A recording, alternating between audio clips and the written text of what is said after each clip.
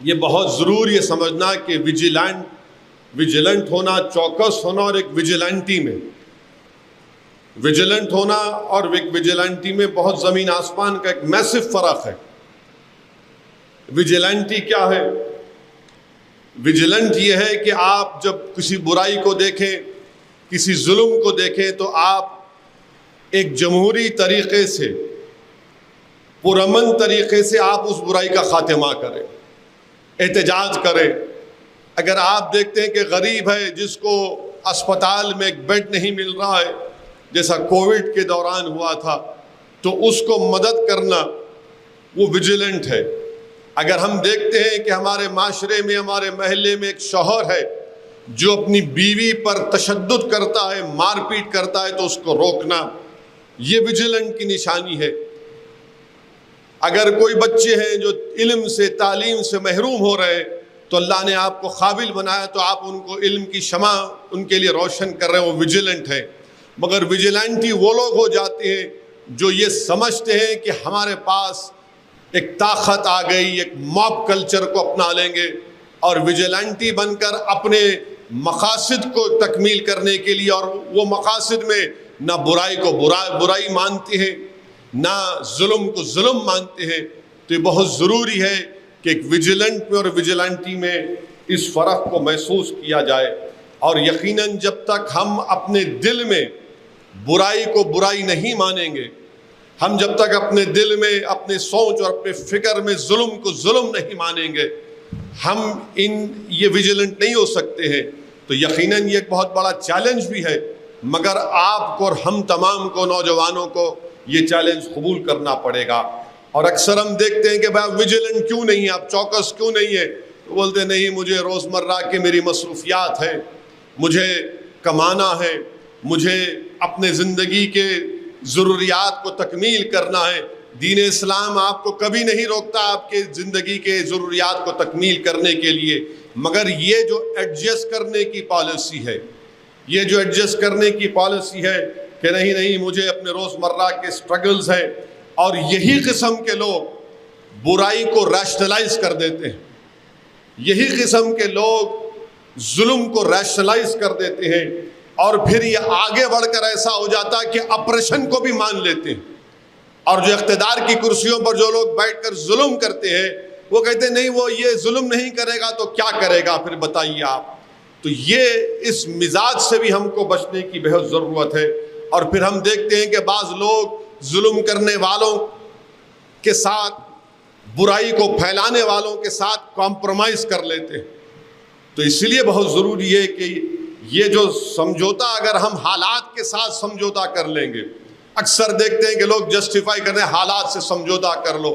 میرے بھائی، حالات سے سمجھوتا نہیں، اللہ کی رسی کو جو قوم مضبوطی سے تھام کے رکھتی ہے، حالات ان کے لیے بدل جاتے ہیں۔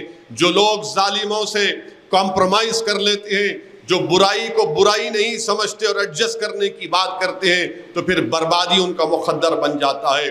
مجھے یہاں پر سن 57 کی جنگ آزادی کے وہ دو ضعیف خاتون کا قصہ یاد آ رہا ہے کہ جب انہوں نے اس وقت کے غازیوں کے ساتھ مل کر انگریزوں کے خلاف لڑائی لڑی، دو ضعیف خواتین تھے، اور جب یہ خواتین اپنے ہاتھ میں نہ ہتھیار، بس کڑھاڑی یا تلوار لے کر نکلتے، تو جو مسلمان فوج تھی تو وہ کہتے تھے کہ اماں رک جاؤ، ابھی ہم ہتھیار لے کر آتے ہیں، ابھی ہم گولیاں لے کر آئیں گے، ابھی اور لوگ آئیں گے۔ مگر یہ خواتین اس کو برا مانتی تھیں، ظلم کو مانتی تھی، یہ ظالم ہے، یہ ظلم کر رہا ہے، ظلم کے خلاف۔ تو یہ خواتین نکل کر ان فوجیوں کو کہتی کہ جب ہم نکل گئے، ہمارے ہاتھ میں کچھ نہیں ہے، تمہارے ہاتھ میں ہتھیار ہے، تم نکلو۔ وہ ان کو، اگر انگریزی کا رائٹ فل ورڈ استعمال کر رہا ہے، کہ ان کو پرووک کرتے تھے کہ نکلو، کیونکہ وہ دو خواتین اپنی اس بات کو مان چکے تھے کہ ظلم ہے، یہ برائی، ہم اس کا مقابلہ کریں گے۔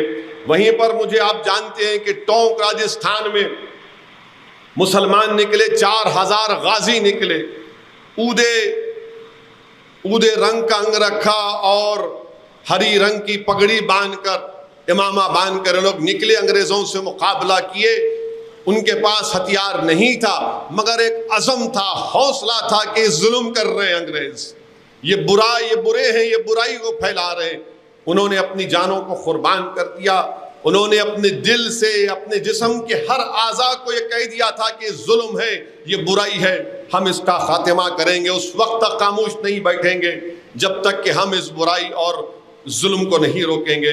تو اسی لیے بہت ضروری ہے کہ ویجیلنٹ ہونا ایسنشل ہے مسلمان کے لیے، ضروری ہے۔ ویجیلنٹی ہونا ضروری نہیں ہے، بلکہ ویجیلنٹی آپ ہوں گے تو پھر آپ ظلم کرنا شروع کر دیں گے۔ تو ماڈرن ڈیموکریسی میں ویجیلنٹ ہونے کا مطلب یہ ہے کہ آپ کو معلوم ہونا چاہیے کہ آپ کے فنڈامنٹل رائٹس کیا ہیں۔ ماڈرن ڈیموکریسی میں ویجیلنٹ ہونے کے لیے بہت ضروری ہے کہ آپ کو اپنے اطراف میں کیا ہو رہا ہے اس کی نالج ہونا ضروری ہے، اور نالج بھی ایسی کہ ملک میں کیا ہو رہا ہے، کیسے فیصلے لیے جا رہے ہیں جو مستقبل میں یا موجودہ پریزنٹ میں کیسا اس کا امپیکٹ مسلمانوں پر پڑ سکتا ہے۔ تو یہ بھی ایک ویجیلنٹ ہونا ضروری ہے۔ اور آپ جانتے ہیں کہ مثال کے طور پر CAA NPR NRC کا احتجاج ہوا، ہم تمام نے مل کر ایک کامیاب احتجاج پورے ملک میں کیا، بلکہ میں تو یہ کہوں گا کہ بھارت کی آزاد تاریخ میں اگر مسلمانوں نے ویجیلنٹ ہونے کا مظاہرہ کیا تو CAA NPR NRC کا پروٹیسٹ تھا۔ میں مبارکباد دیتا ہوں آپ کو، مگر اب پرابلم یہاں پر ہے، احتجاج ہوا، اس کے بعد ہم خاموش ہو گئے، اس کے بعد کیا پھر؟ What after being vigilant? اس کے بعد کیا ہوا؟ اس کے بعد ہم خاموش بیٹھ گئے، کیونکہ ہم دیکھ لیے کہ حکومت کچھ نہیں کر رہی ہے، رولز نہیں بنا رہی ہے، تو ہم خاموش ہو گئے۔ یہ ہمارے لیے بہت بڑا پرابلم بن سکتا ہے، کیونکہ کنٹینیوس ویجیلنٹ رہنے کی ضرورت ہے۔